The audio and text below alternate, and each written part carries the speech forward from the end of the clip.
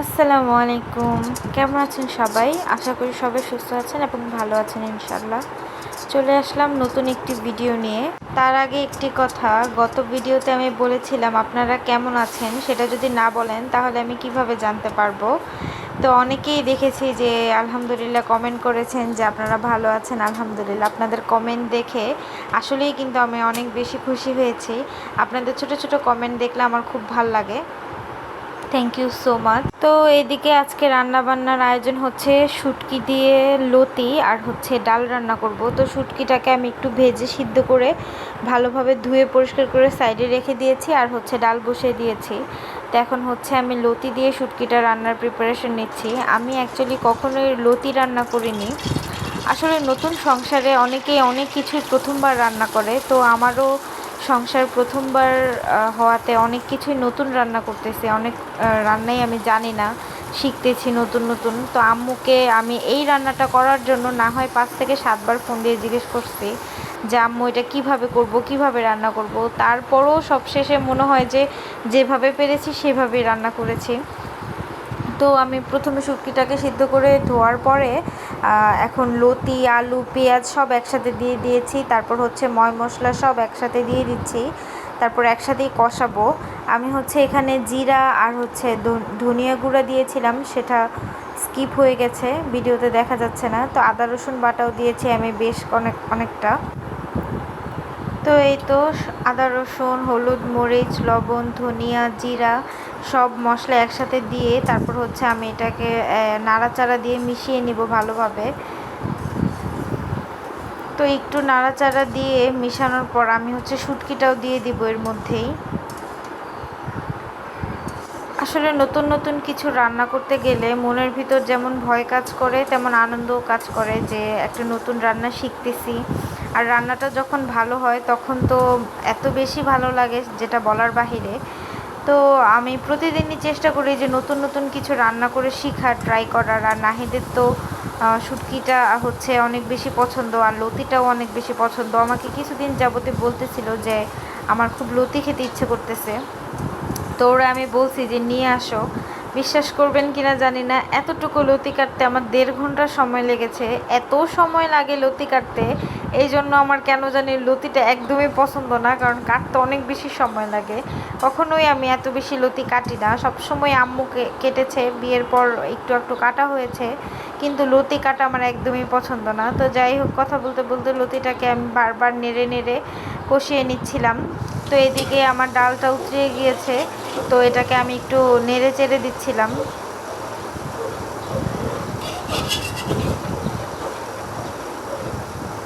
আমার যেহেতু ডাল ঘুটনিটা কিনা হয়নি, তো আমি ঘুটনিটা দিয়েই নেড়ে দিচ্ছি। তো এদিকে হচ্ছে আমার রান্নাঘরের সবচেয়ে বড় সঙ্গী ইনি ছাড়া আমি রান্না করতেই পারি না, এত বেশি গরম।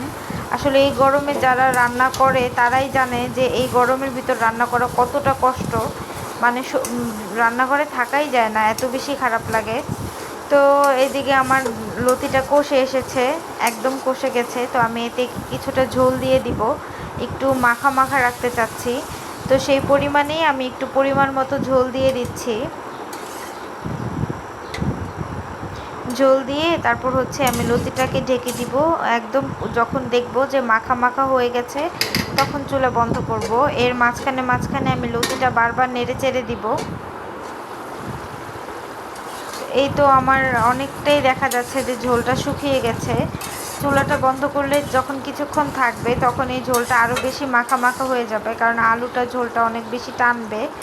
যে কোনো তরকারিতেই আলু থাকলে ঝোলটা অনেক বেশি টানে।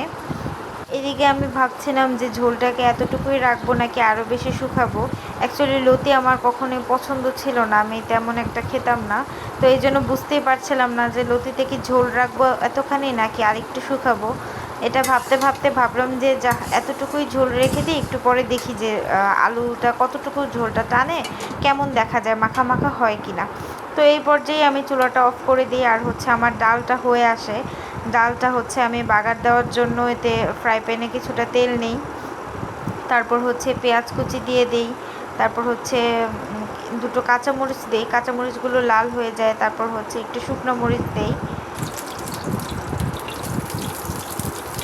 এই তো আমি সব কিছু দিয়ে একটু ভালোভাবে নাড়াচাড়া করে ভেজে নিচ্ছি।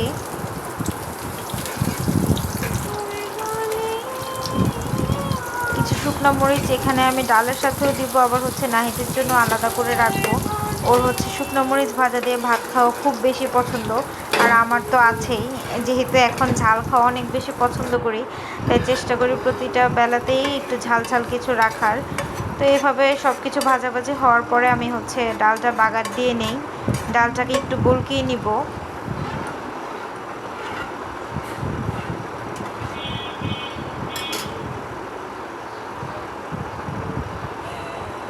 ডালটা যখন বলক উঠে যাবে তখন হচ্ছে আমি ডালটা সাইডে রেখে দিব, চুলাটা অফ করে দিব।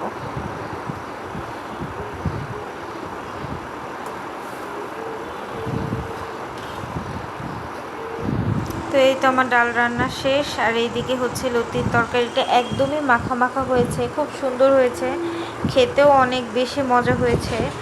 তো এইদিকে ডালও রান্না শেষ, আর হচ্ছে লতিও রান্না শেষ। তো ডাল আর লতি রান্না শেষে আমি হচ্ছে ভাতটা বসিয়ে দিব। তো ওদিকে আমি ভাতটা বসিয়ে দিই, আর হচ্ছে আমি আবার লতির তরকারিটা একটু দেখি, কারণ আমার কাছে আসলে অনেক বেশি ভালো লেগেছে। প্রথমবার রান্না করেছি, লুকসটাও ভালো ছিল, টেস্টটাও ভালো ছিল, এই জন্য অনেক বেশি ভালো লাগতেছিল। তো ওদিকে নাহিদ অফিস থেকে আসবে, আমি অপেক্ষা করছিলাম, আর বাহিরে দেখছিলাম যে খুব বেশি বাতাস হচ্ছিল, আজকে বৃষ্টি হবে বৃষ্টি হবে বৃষ্টি হবে মনে হচ্ছিল। তো আমাদের বাসার সামনেই পাশের বাসার নিচে এভাবে সুন্দর ফুলের কিছু টপ লাগিয়ে রেখেছে, তো সেটা দেখতে ভালোই লাগে।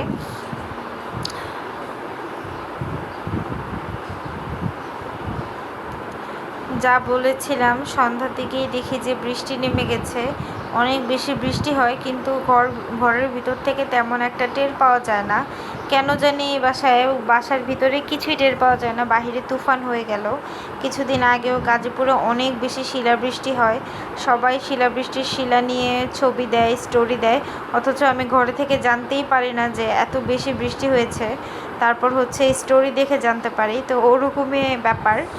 তো নাহিদ অফিস থেকে এসে বলতেছে যে আজকে লতি দিয়ে পরোটা খেতে খুব মজা।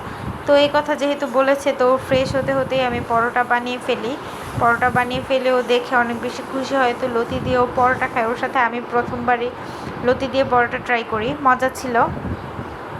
তো এই তো ও ফ্রেশ হয়ে এসে নাস্তা খেয়ে নিচ্ছে।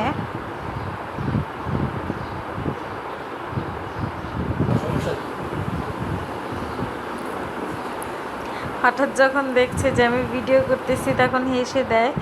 তো এই তো খাওয়া দাওয়া শেষে আমরা রাত্রে খাবার দাবার শেষ করি। তো সে প্রতিদিনই এরকম কার্টুন দেখতে দেখতে ঘুমায়, এটা তার পুরনো অভ্যাস। তো এই তো আজকের ভিডিও এই পর্যন্তই, ভালো থাকবেন সবাই। আসসালামু আলাইকুম। যারা এই পর্যন্ত ভিডিওটি দেখেছেন তাদেরকে অসংখ্য ধন্যবাদ।